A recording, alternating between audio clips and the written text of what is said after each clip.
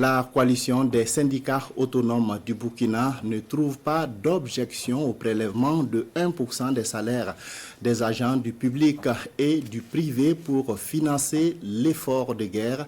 Seulement, elle préconise que la contribution volontaire se fasse sur une année sans être mentionnée sur le bulletin de salaire et avec des bilans tous les 6 mois. La coalition a donné ces informations ce matin au cours d'un point de presse.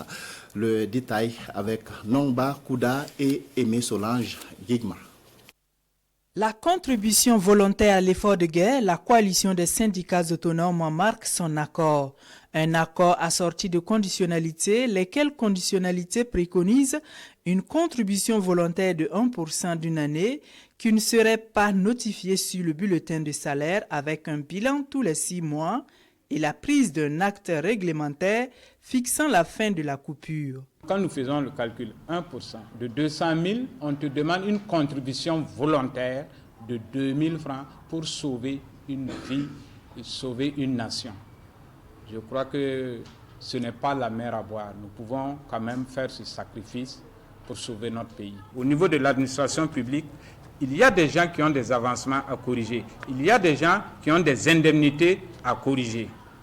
Maintenant, si cela sort sur le bulletin, à chaque fois que l'agent public aura son rappel, ce 1% qui ont été paramétrés sur le système va jouer sur son net payé.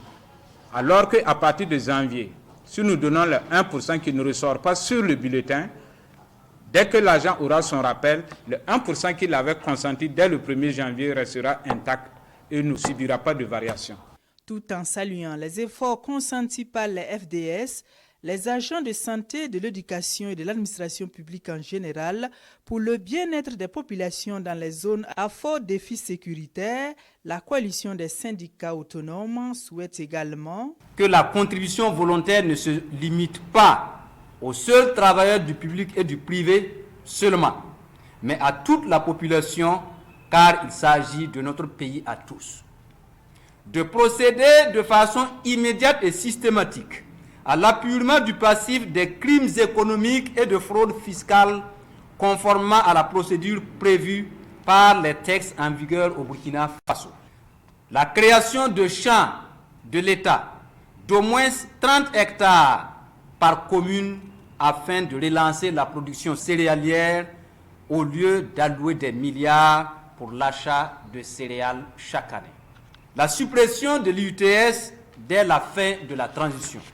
La coalition invite par ailleurs les autorités à ouvrir un dialogue fécond avec les partenaires sociaux pour la résolution des différentes préoccupations créées par l'administration ou le patronat avant de formuler des vœux de bonheur, de santé et de paix au peuple burkinabé.